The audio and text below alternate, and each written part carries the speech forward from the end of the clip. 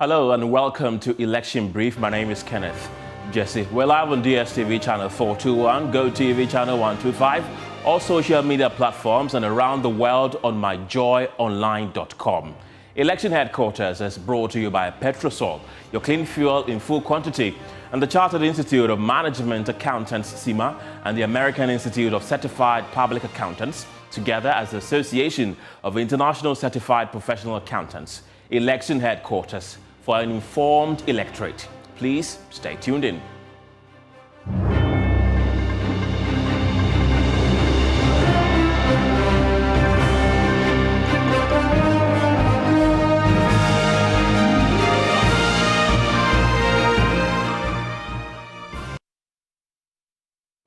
Hello again. The National Development Planning Commission, NDPC, in May unveiled a Vision 2057 agenda with a focus on peace and security, science and innovation, and macroeconomic stability. It is expected that political parties will fashion their manifestos to reflect this long-term plan. Part of the Vision 2057 is to also ensure that successive governments will continue stalled projects of their predecessor governments. But at the Jubilee House Tuesday evening to sell the idea to President Akufo-Addo, there was a pushback. We'll hear these reservations shortly, but first listen to the Principal Planning Officer with the Commission, Farouk Anderson. It is a document that captures the vision, the goals, objectives, strategic direction, as well as the targets that has to be realized by 2057. In the course of the presentation, I'll touch on exactly what the document is, the process of its development, and also some highlights of the content. The document is a document that captures how citizens would like Ghana to be by the time it celebrates its 100th independence anniversary. And so it captures the vision, the objectives, the goals, and then the targets. It has deliberately left a space for programs, projects, and development actions, so that future and successive governments and generations would have the free room to design and develop their own projects and programs, as well as development policies to enable us reach those targets arrived at by 2057. It is a document that is non-partisan and it is also non-prescriptive. It is prepared in response to public demand for a national long-term development agenda. And as I mentioned earlier on, His Excellency, Your Excellency, it allows for future governments and future generations to determine the various policies, programs, and development actions that will help us attain the targets. It's also been used to encourage political parties to use it as a guide in developing their manifestos. It has been developed through a very consultative process. In the process, we engage various stakeholders, which include media engagements, CSOs. We also engage MDAs and professional bodies to be able to arrive at this document. The overall goal for this document is to improve the living standards of Ghanaians and attain upper middle income by the time we hit 2057. There are some drivers of transformation, which in other words will be the catalyst for development. Notable among them are we need to have a sustained macroeconomic environment. We need to have attitudinal culture that would foster social development, such as patriotism, civic responsibility, and preservation of cultural values. We also need to have peace and security. We need an efficient and effective public service, as well as strong institutions to be able to arrive at those targets that we have set for ourselves. We need also a human capital development that will improve our productivity. We also need science, technology, and innovation. On this, we will talk about digitalization and the use of AI for us to be able to arrive at those goals. We also need effective land reforms, and then infrastructure, which we are quite doing very well with as far as airports, road transport, and other modal means of transport are concerned. Right, so that's Mr. Anderson from NDPC. But President Akufo-Addo says it will be difficult to get political parties to adapt the NDPC plan over their manifestos.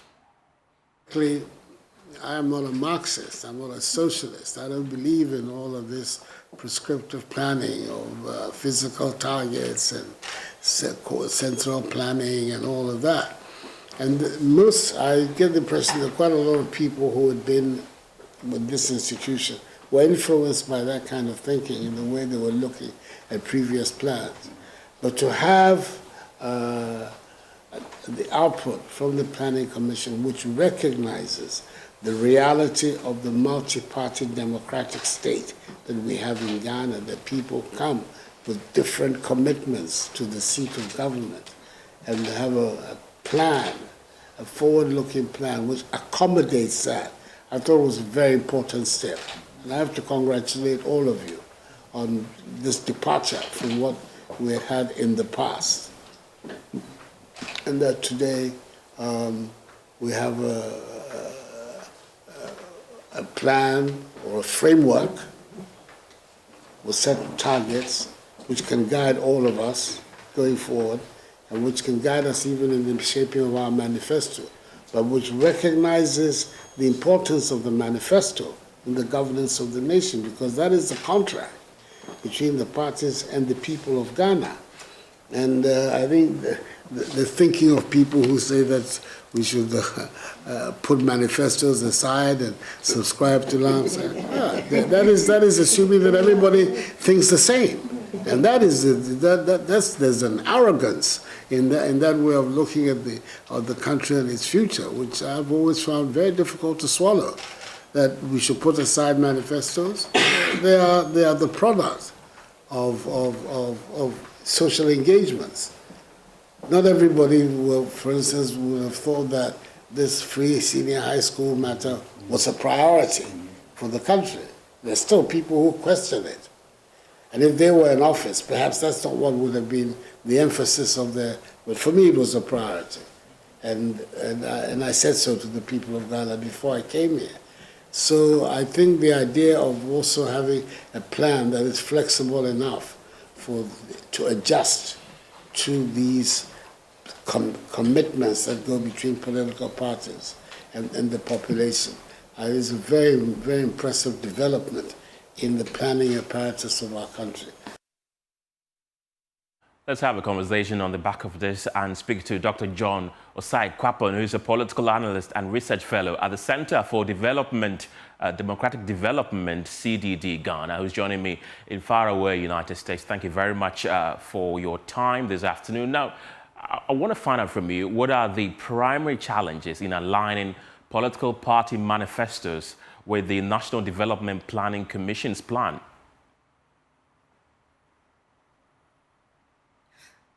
I don't necessarily see a problem or a challenge in doing that alignment, unless, of course, perhaps political parties may feel like they need enough room to be able to come up with their own creative ideas and solutions to address the many socioeconomic challenges that the country faces in order to move the development needle forward.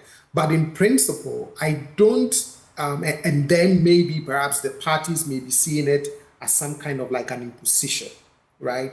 But if you step outside of that and think of it, and I think the president used the words, a sort of like a guiding framework. Yes. Right? That if our parties can think of the plan from NDPC as a guiding framework, then within the context of that guiding framework, it shouldn't be a challenge making that alignment between their manifestos and the commitments they make in their manifestos with the National Development Plan, right? Because the National Development Plan is long-term.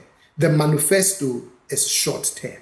And so I see the manifesto as that short-term contract that allows a particular political party, in the event that they get elected, to be able to address some of the development priorities as captured in the long-term development plan of the country.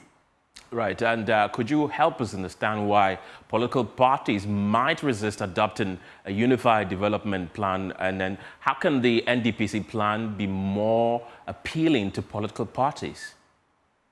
I suspect that sometimes it's this feeling that it may be an imposition, Yeah. that it may restrict what they want to do. I'm sure sometimes they may also feel like there are things captured in the long-term development plan that may not necessarily be something that they are capturing or want to put in their manifesto. So the way the NDPC is going about it in the creation of those plans is very helpful, because there's broad-based consultation, right? So it's not just a bunch of bureaucrats sitting in some closed office and coming up with a plan. There's a lot of research that goes into it. There's a lot of stakeholder engagement, broad-based consultation that allows them to say, based on everything that we've done over the last several months, this is what we believe are the key development areas that the country needs to focus on, needs to prioritize over the next 50, 60 years. And then I think if they develop it without making it prescriptive, but rather as a guiding framework, then hopefully that can help in moving, the conversation forward. I also think that sometimes who serves on the commission can become a challenge, right? The appointment process, who is there, who is not there, and whether some of these parties may feel like there are certain partisan interests at stake. So they might feel like they are sort of doing the bidding of a particular party that had a hand in shaping who serves on the commission. Now that we've established that, are there specific strategies or, say, incentives that could encourage political parties to align their manifestos with the NDPC plan? So let me give you an example. So Parliament may not have done it as a direct result of the long-term development plan, but in the recent plan, one of the things NDPC pointed out is that if we want to strengthen and deepen democratic governance in Ghana, one of the things that Parliament needs to do is to think about giving some of the membership in Parliament to be chaired by the minority party.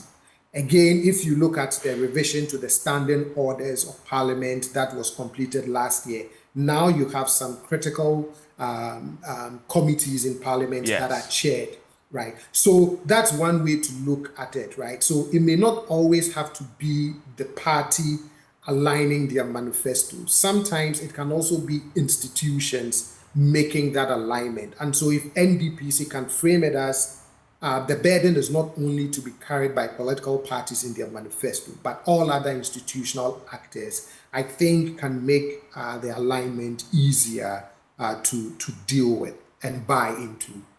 Right. Dr. Kwapon, what are the potential benefits of having political parties adopt a common national development plan? For me, and I even go back to Chapter 6 of Ghana's Constitution, which is the directive principles of state policy. Right. And which highlights again some of the key things that the country needs to aspire to, some of the specific policies that we must pay attention to. If you can get an alignment between the dictates of Chapter 6, the NDPC plan, and then the manifestos of the political parties, it creates a common sense of purpose and direction, right? So that we know that as a country, we've prioritized education. Now, the specifics may differ from government to government, but at least if we are able to build consensus around these things, then it allows us as a country to set our development priorities and make sure that we always have that single focus on those development priorities, whether there's a change in government or not. Okay.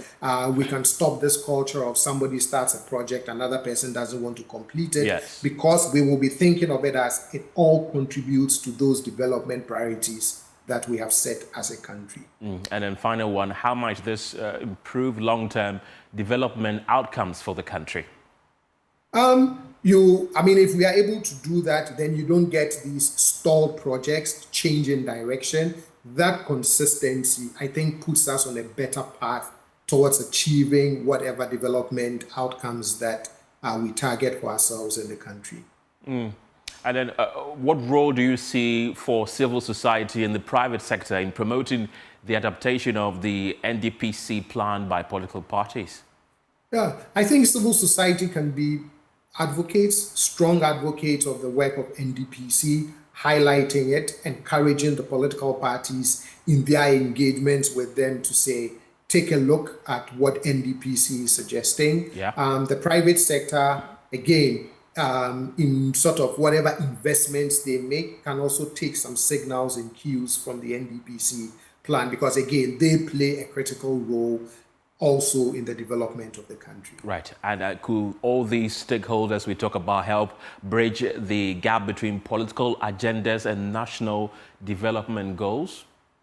Precisely, because at the end of the day, what you want is the things that we can all generally agree on, that if these things happen, it goes or it inures to the benefit of all Ghanaians, right? That it's not a benefit that would accrue to a particular group of people, a particular part of the country. We all want, quote unquote, national development.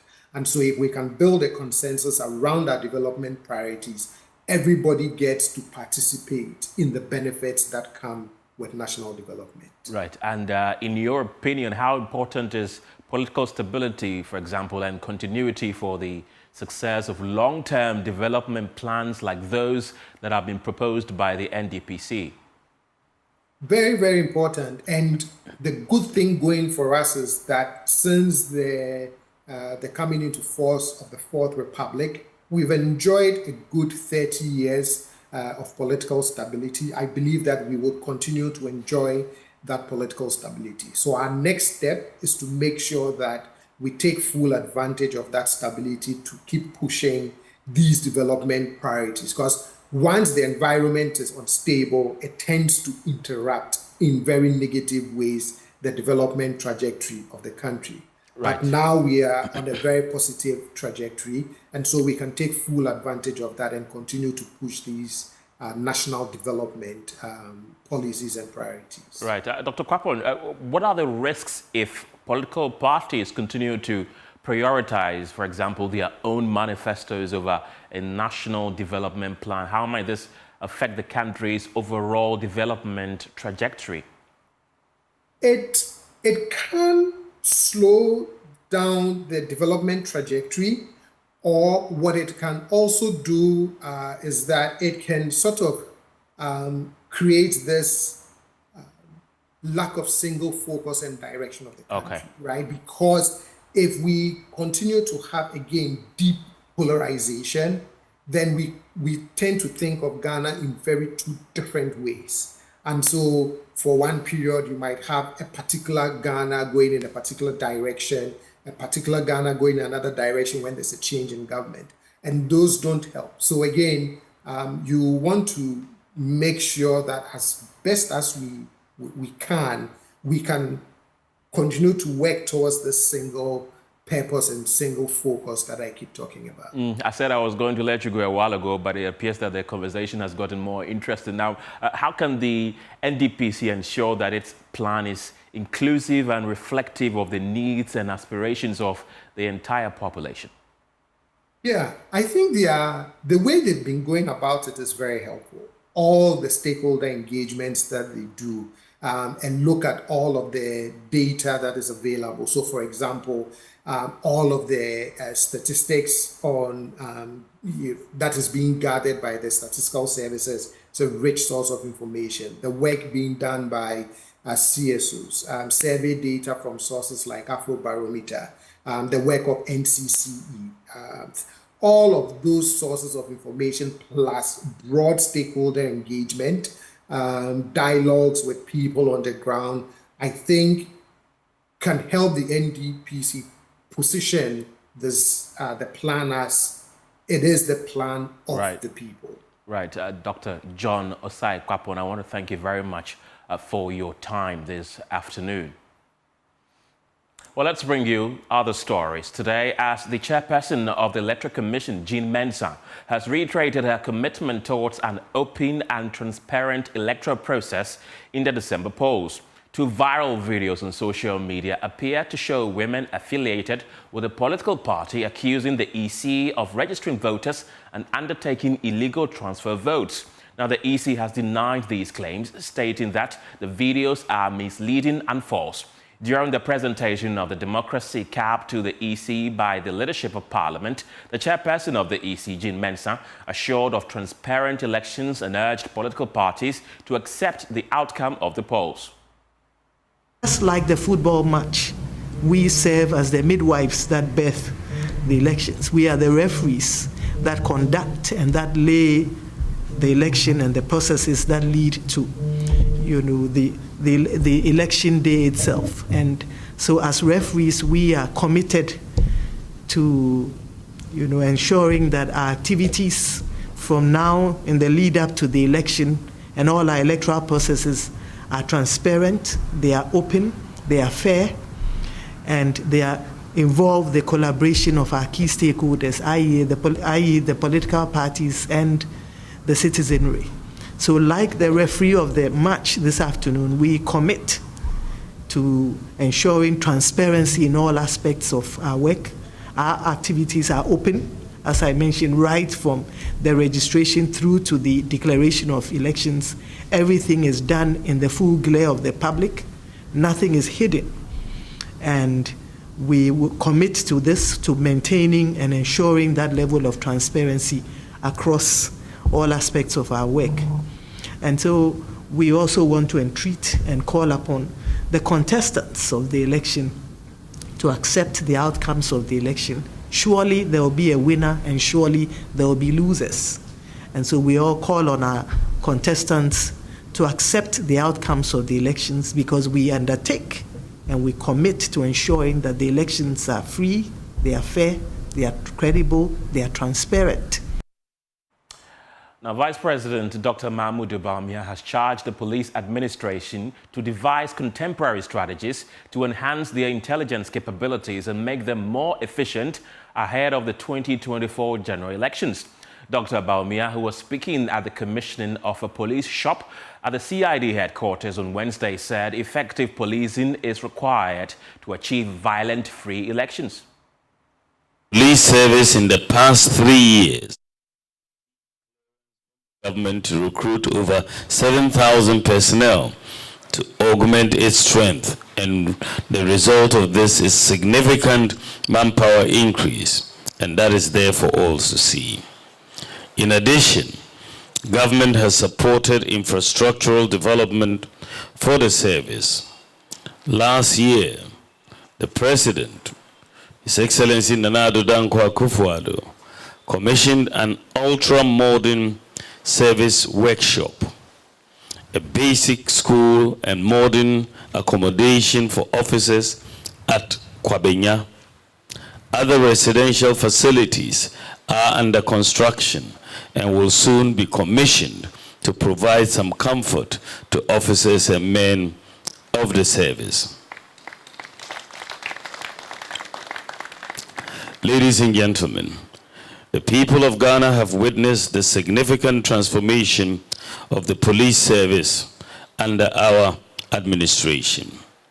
The facelift of the National Police Headquarters, the expansion and decentralization of the formed police unit to all 25 police regions, the enhanced police visibility, decentralization of the police background checks to all police regions, active community and stakeholder engagements, which has taken policing closer to the people, enhanced intelligence operations, uniformity, the Snatch Them Young Policing Initiative, which focuses on school children, among several other initiatives, have ensured a more responsive, accountable, and operationally effective policing institution. Once again, I wish to commend the IGP, the members of the Police Management Board and all officers and men for executing these initiatives under the police transformation agenda. I would like to urge you to continue to do more, especially as the nation prepares to go into a general election come December 7th. In a related development, Inspector General of Police Dr. George Akufu-Dampare says the police administration will go all out to ensure the 2024 election is peaceful before, during, and after the process. In what appears to be a reassuring statement, the IGP called on the civilian population to do their part to sustain the peace.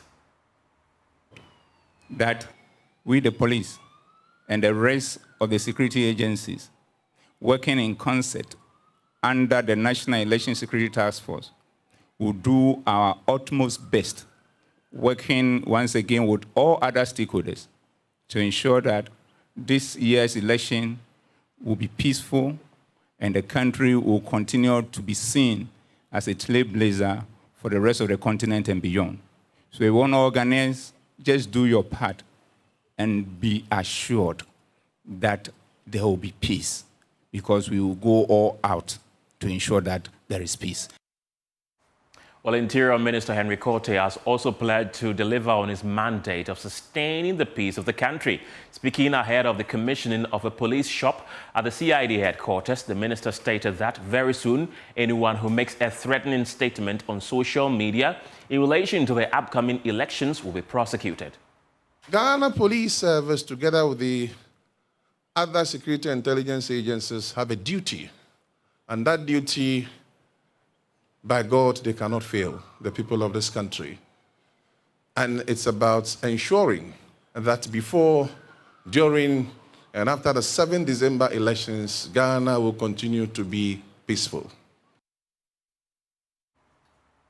That's it for Election Brief today. My name is Kenneth Jesse. For more news, you can log on to myjoyonline.com. Bye for now.